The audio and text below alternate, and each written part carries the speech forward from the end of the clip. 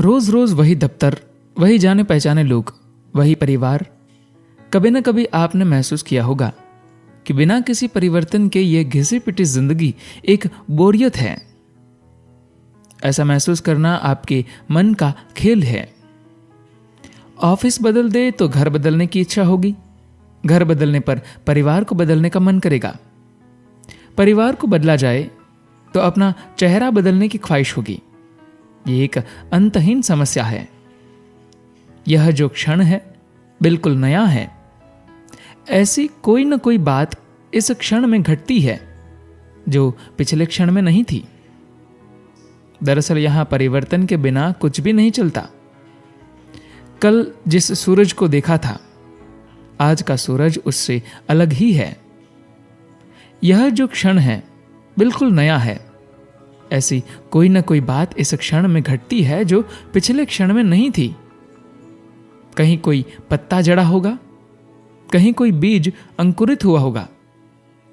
इस क्षण में आप पिछले साल जैसी, कल जैसी या बस उस क्षण जैसी जो अभी अभी बीता अनुभूति महसूस नहीं कर सकती। उत्साह हो या बोरियत, वह आपके मन की उपज है। जिन्हें लगता है कि पूरे परिवार को वे अपने ऊपर ढो रहे हैं, उन्हें इस विचार के साथ झुंझलाहट आए बिना कैसे रहेगी? क्योंकि आप मन के सहारे जी रहे हैं, इसलिए आप पर ऐसी भावना हावी हो रही है कि आप कल के ही काम को आज भी दोहरा रहे हैं। बीता हुआ कल एक याद है। आसमान को यह याद नहीं रहा कि कल बादल कहां कहां थे। समंदर ने इसका लेखा जोखा नहीं रखा है कि कल कितनी लहरों को लेकर तट से खेला था। प्रकृति में कोई भी चीज पुरानी नहीं है, हर एक चीज नई नवेली है। विज्ञान भी यही कहता है। एक चट्टान तक हर पल खुद को नया बनाती रहती है। गर्मी का मौसम था। शंकरन पिल्ले गली गली में घूमकर टोपियां बेच रहे थे। दोपहर को थकान के मारे किसी वृक्ष के साये में लेटते ही उनकी आंख लग गई। गाढ़ी नींद से जगने पर पाया कि बिक्री के लिए रखी सारी टोपियों को बंदरों ने अपने सिर पर पहन रखा था। इसी तरह की परिस्थिति में उनके दादा ने क्या चाल चली थी, वह किस्सा उन्होंने अपनी दादी से सुन रखा था। चूंकि बंदर नकलची होते हैं, उनके दादा ने उनकी टोपी उतारकर जमीन पर फेंकी थी और उसे देखकर सभी बंदरों ने ऐसे ही नीचे फेंक दी थी। यह बात शंकरन पिल्ले जानते थे। उन्होंने उसी तरकीब का इस्तेमाल किया। बंदरों को देखकर हाथ हिलाया। बंदरों ने भी अपने हाथ हिलाए। पिल्ले ने गाल पर थपकी दी। बंदरों ने भी ऐसा ही किया। अपनी टोपी को एक बार उतार कर पहन लिया। बंदरों ने भी हूबहू नकल की। थोड़ी देर तक यो खेल दिखाने के बाद उन्होंने अपनी टोपी उतारकर जमीन पर फेंक दी। पेड़ से एक बंदर उतर कर आया। उसने लपक कर शंकरन पिल्ले की टोपी को भी उठा लिया और भौचक के खड़े पिल्ले के पास आकर उनके गाल पर जोर का तमाचा मारा।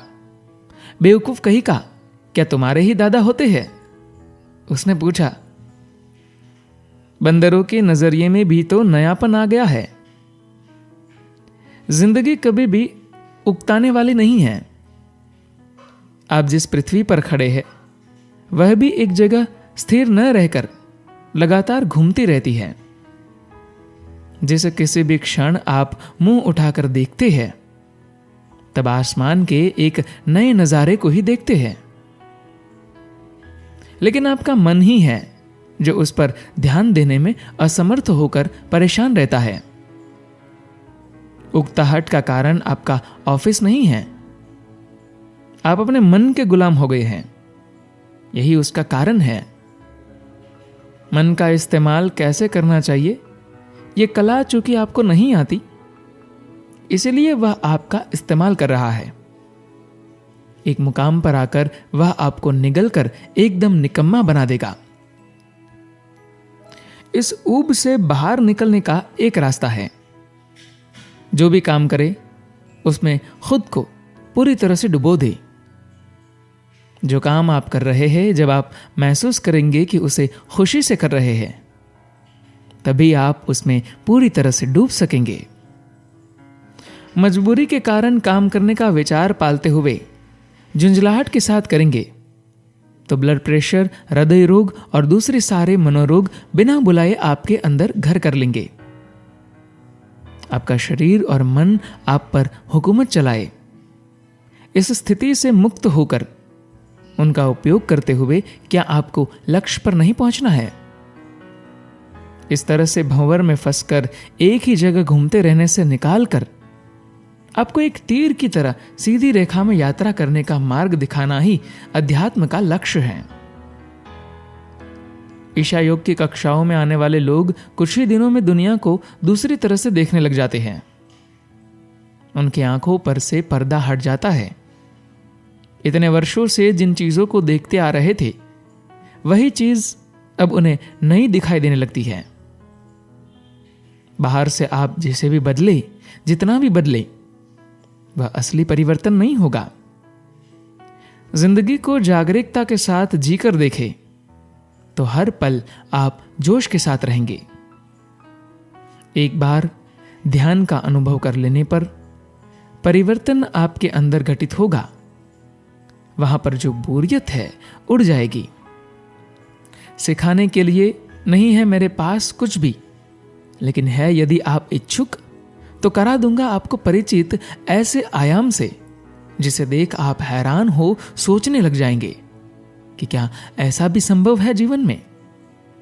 वह आयाम कहीं और नहीं है आपके अंदर ही एक गुह्य स्थान जिस पर गौर नहीं किया है आपने अब तक। धन्यवाद।